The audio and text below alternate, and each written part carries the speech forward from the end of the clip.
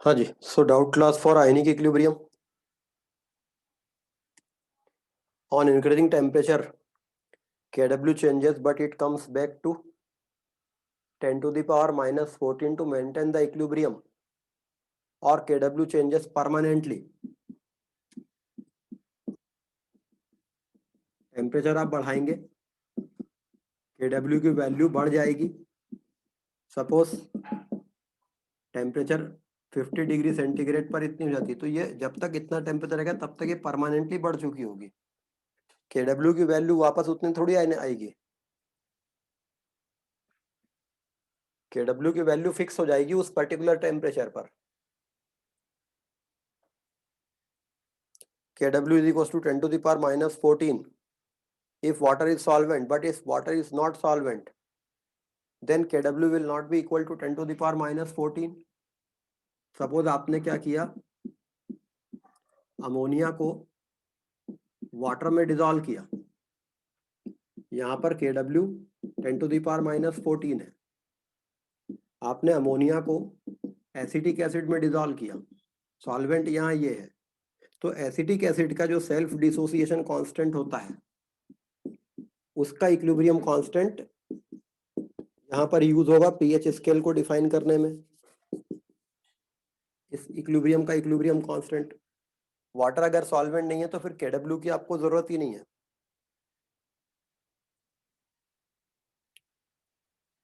Does HCl exist in equilibrium on breaking like H2O exist in equilibrium after breaking? HCl strong electrolyte है, वो water में break होगा, completely break होगा, वो equilibrium form नहीं करेगा. HCl वाटर में डिजॉल्व होने पर कंप्लीटली ब्रेक होता है.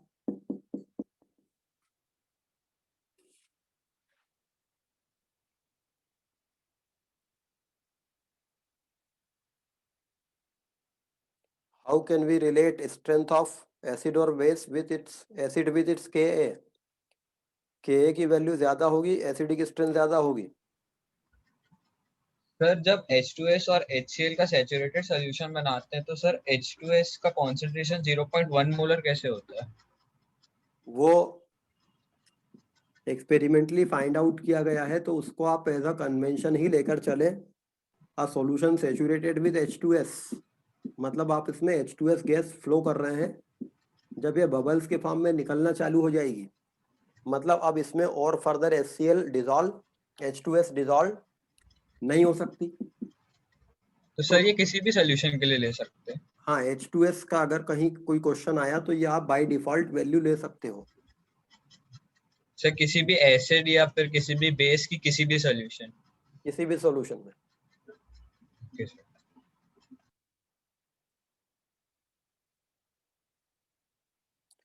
Explain once again protonic concept and relative concept.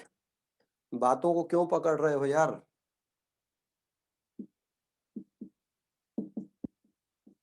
HCl H plus देता है इसलिए ये एसिड है, मतलब प्रोटॉन देता है, तो protonic concept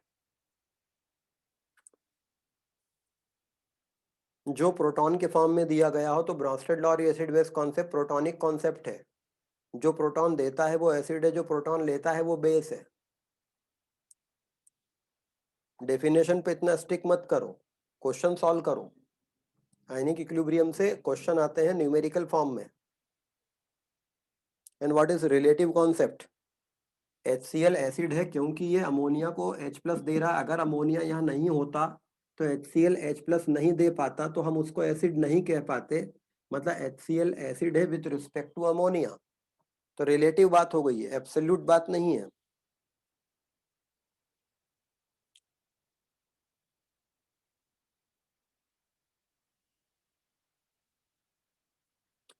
In breakdown of H3PO4, from where does OH minus ion finally comes into the medium? H3PO4 अगर एक्वस मीडियम में है तो H3PO4 H प्लस आयन देगा, ये OH आयन तो देगा नहीं. तो मीडियम में OH आयन कहाँ से आ जाते हैं? क्या इस मीडियम में वाटर नहीं है?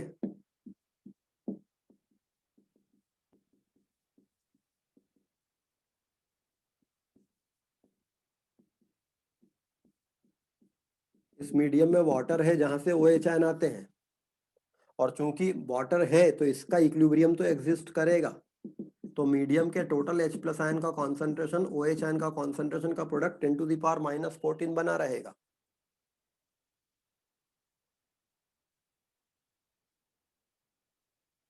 What is the meaning of monobasic acid and monoacidic base? अगर कोई एसिड एक H प्लस आयन देता है मतलब वो एक OH आयन को कंज्यूम करता, तो ये मोनोबेसिक एसिड है। It will require 1 mole of KOH। H2SO4 का एक मॉलिक्यूल 2 H प्लस आयन देता है, that will require 2 OH minus ion as a base. तो ये डाइबेसिक एसिड है, ये एक ही बेस चाहता है, जबकि ये एक मॉलिक्यूल 2 OH आयन चाहता है। तो ये एसिड डाइबेसिक है, ये मोनोबेसिक है, ये डाइबेसिक है, ये ट्राइबेसिक है। ऐसे ही उल्टा बेस के लिए कर लें, बेस का एक मॉलिक्यूल कितने H प्लस आयन चाहेगा न्यूट्रलाइज होने के लिए, वो उसकी एसिडिटी कहलाएगी। NaOH मोनो एसिडिक बेस है।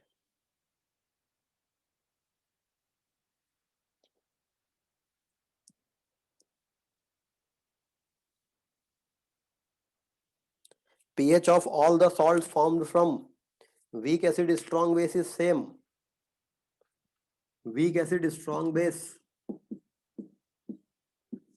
का सॉल्ट ये है, इसका pH होता है 7 plus half pKa plus half log C।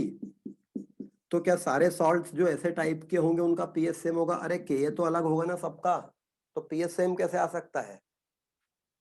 Sodium acetate, sodium benzoate,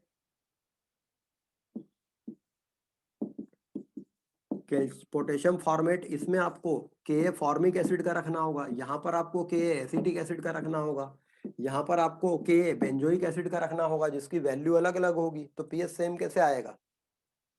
हाँ, अगर आप पूछते कि फार्मूला सेम रहेगा तो हाँ, फार्मूला सबके लिए सेम रहेगा।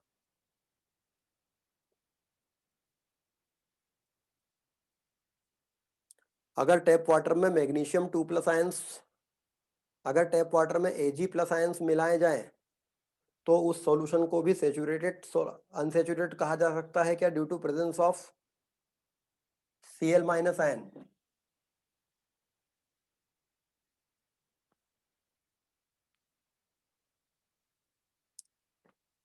टैप वाटर में Cl माइनस आयंस प्रेजेंट है, आप इसमें सिल्वर आयंस मिला रहे हैं, आप इसको अनसेचुरेटेड सॉल्यूशन कह सकते हैं तब तक जब तक AgCl प्रेसिपिटेट करना चालू ना कर दे।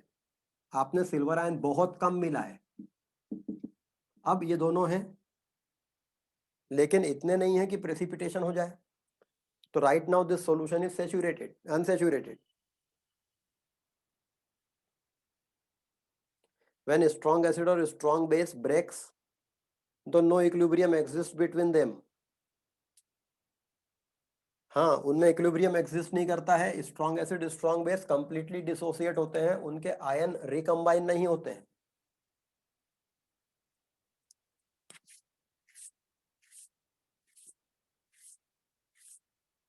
The ionization constant of formic acid is 1.8 into 10 to the power minus 4. Calculate the ratio of sodium formate and formic acid in the buffer of pH 2.5. Formic acid का Ka 1.8 into 10 to the power minus 4 होता है। पिछली class में भी तुमने यही question पूछा था। Calculate the ratio of sodium format and formic acid in a buffer of pH 4.25। अगर एक मीडियम में ये दोनों हैं, मतलब एक वीक एसिड और उसका सॉल्ट, ये एसिडिक बफर बन जाएगा। pH of an acidic buffer equals to होता है pKa plus log of salt upon acid.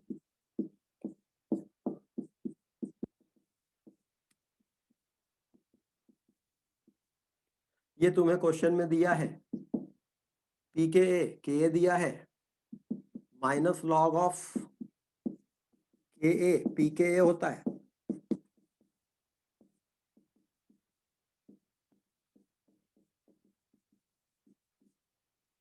पिछली क्लास में ये पूछ तो लिया था क्वेश्चन आपने।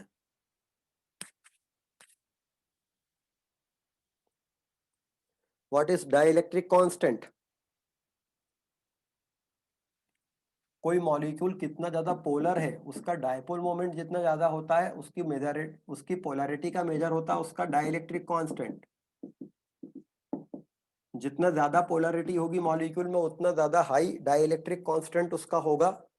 वो आयनिक सब्सटेंसेस को उतना इजीली डिसॉल्व कर लेगा।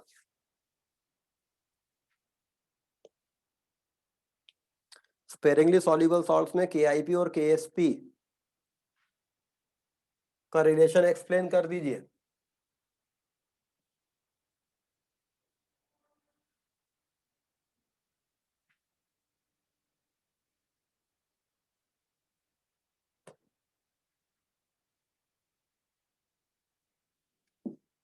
अगर आपके पास एक सॉल्यूशन है इसमें सिल्वर आयंस हैं और क्लोराइड आयंस हैं at the concentration 10 to the power -6 and 10 to the power -5 moles per liter, तो सिल्वर आयंस का concentration multiplied by chloride ions का कॉन्सेंट्रेशन, ये product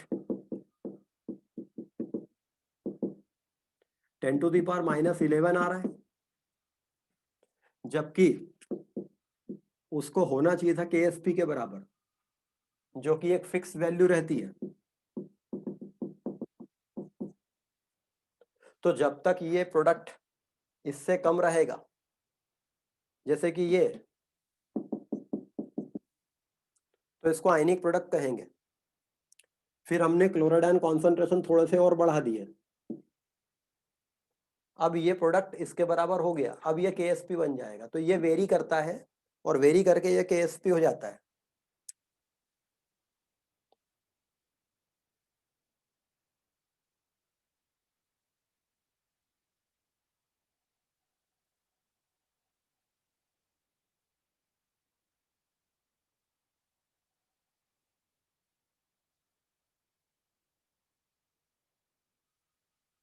which is better indicator, phenolphthalein और litmus? ये depend करता है कि टाइट्रेशन कौन सा कर रहे हो। बेटर इंडिकेटर तो चेक करना पड़ता है।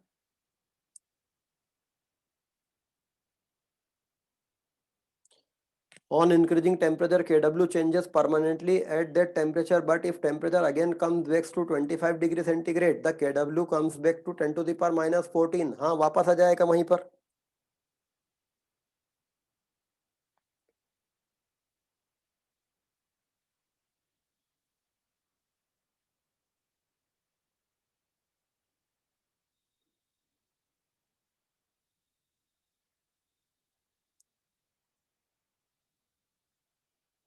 एक्सरसाइज 3 आयनिक इक्विलिब्रियम, क्वेश्चन 5 में pH निकालने के लिए नॉर्मेलिटी पता कैसे करेंगे?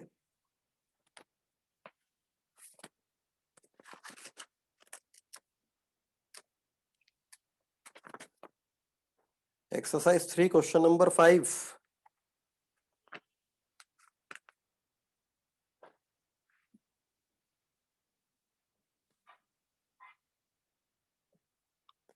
Hundred millilitre 0.1 molar NaOH is mixed in a container containing 200 milliliter of 0.2 molar HA of weak acid. Find the pH. Ka of weak acid is 10 to the power -4। Normality होता है molarity multiplied by n factor. किसी acid का n factor कितना होता है? जितने वो H+ ion देता है। किसी बेस का n फैक्टर कितना होता है? जितने वो OH आयन देता है। तो NaOH का n फैक्टर 1 रहेगा, इसका n फैक्टर 1 रहेगा, इनकी नॉर्मेलिटी मोलारिटी बराबर रहेगी। तो ये 0.1 मोलर 0.1 नॉर्मल रहेगा, ये 0.2 मोलर 0.1 नॉर्मल ही रहेगा, क्योंकि n फैक्टर तो 1 है दोनों के।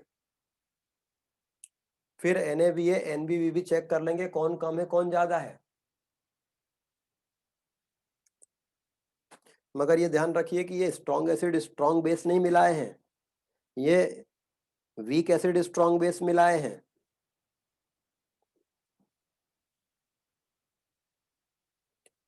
Why will HIN will give red color when dropped in water, as water will give both H+ and OH- ions?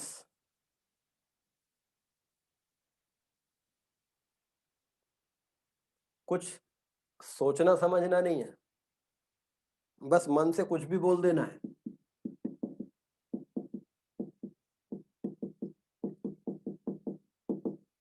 एक इंडिकेटर है वो रेड कलर का, उसका अनडिसोसिएटेड फॉर्म होता है, डिसोसिएटेड फॉर्म ब्लू कलर का होता है। आपने पूछा है कि ये HIN रेड कलर का क्यों रहेगा? अगर उसको हम प्योर वाटर में डालते हैं, प्योर वाटर तो H और OH आयन दोनों देता है। ये मैंने कब कहा कि कोई सॉल्यूशन H प्लस आयन ज्यादा होने से रेड होता है और OH आयन ज्यादा होने से ब्लू होता है, ऐसा बोला क्या? ये सॉल्यूशन जिसमें ये इंडिकेटर डाला हुआ है, ये रेड किसके कारण दिखेगा? HIN के होने के कारण। और ब्लू किसके कारण दिखेगा? IN के होने के कारण। अब चूंकि ये वीक एसिड होता है तो ये इक्विलिब्रियम बहुत आगे नहीं गया होगा, तो इक्विलिब्रियम में ये ज्यादा रहेगा, ये कम रहेगा, तो इसका कलर दिखेगा। कॉमन सेंस, हल्की सी बात लगानी है।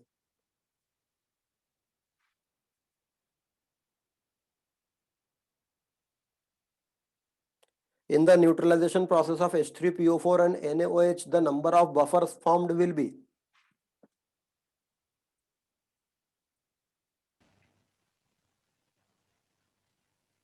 सपोज आपके पास में एक सॉल्यूशन है H3PO4 का,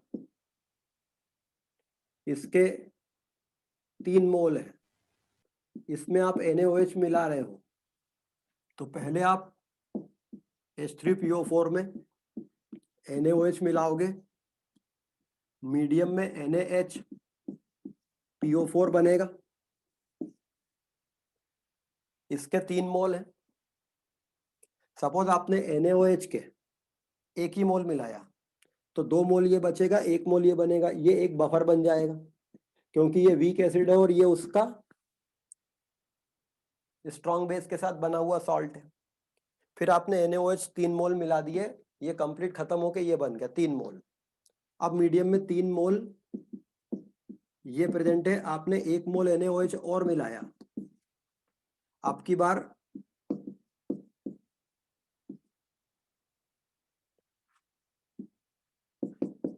ये बना, ये मीडियम में था 3 मोल, 1 मोल NaOH मिलाया है, बचेगा 2 मोल, 1 मोल ये बन जाएगा। अब ये वाला बफर है, अब की बार ये वीक एसिड है और ये उसका कॉन्जुगेट आयन है। फिर NaOH को और आपने मिलाया, टोटल 6 मोल मिला दिया, 3 यहाँ 3 यहाँ, ये पूरा खत्म, ये खत्म हो गया पूरा, ये आ गया मीडियम में। अब 3 मोल मीडियम में ये प्रेजेंट है, आपने NaOH मिलाया 1 मोल again,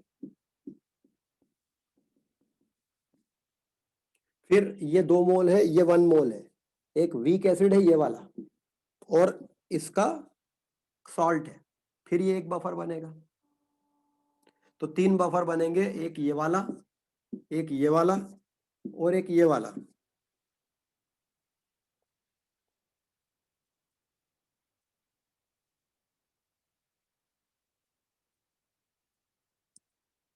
Why you have taken concentration 0.1 instead of 0? कौन से वाले क्वेश्चन की बात कर रहे हो? पॉलीप्रोटिक एसिड का टाइट्रेशन होता है क्या?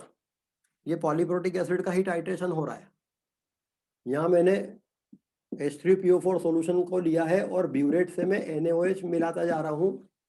इनका जब टाइट्रेशन होगा तो इस टाइट्रेशन में इस रिएक्शन के कंप्लीट होने पे एक एंड पॉइंट आएगा, इस पे दूसरा एंड पॉइंट आएगा, इस पे तीसरा एंड पॉइंट आएगा। तो इस टाइट्रेशन की टाइट्रेशन कर्व ऐसी होगी।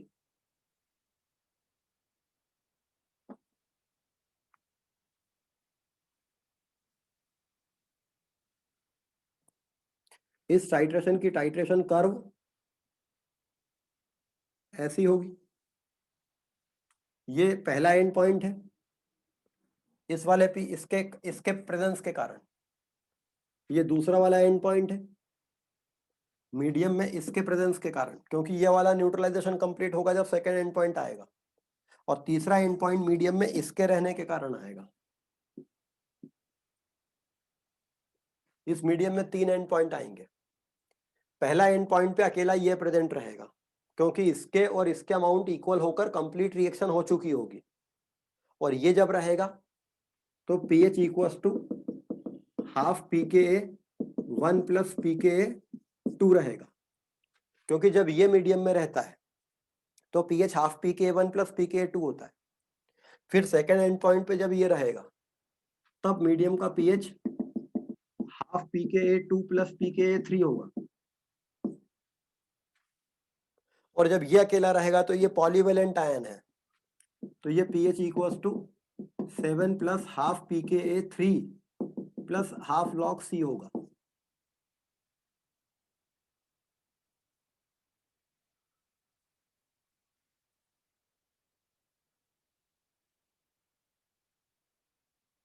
Why you have taken concentration of H2S 0.1 instead of 0.01 in the question number 1 exercise 1?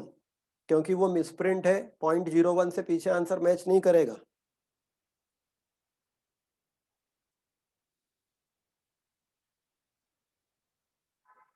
Minimum volume of H2O required to dissolve 1 gram of calcium sulphate at 298 kelvin. KSP of calcium sulphate is this. Harshal Ganvir, हमेशा आगे के question ही पूछते हो, जो topic पढ़ाए नहीं होते हैं वही पूछते हो बस तुम, पीछे के क्वेश्चन तुम्हें पढ़ने ही नहीं रहते हैं। या तो तुम्हारे से सारे क्वेश्चन बन गए होंगे वो, या तुमको उनमें इंटरेस्ट नहीं रहता है कि अरे ये तो बन जाएगा क्या है, हमेशा आगे की चीजें पूछोगे। कल क्लास में केवल मैंने वर्ड यूज किया था सॉल्युबिलिटी प्रोडक्ट, बताया कुछ नहीं उसके बारे में।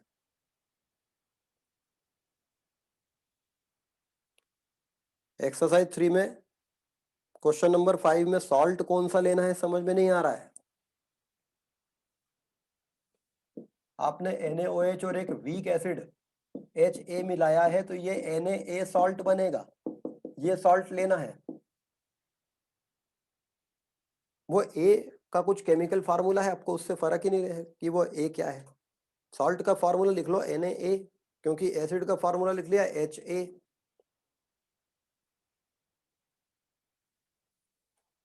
और कोई डाउट?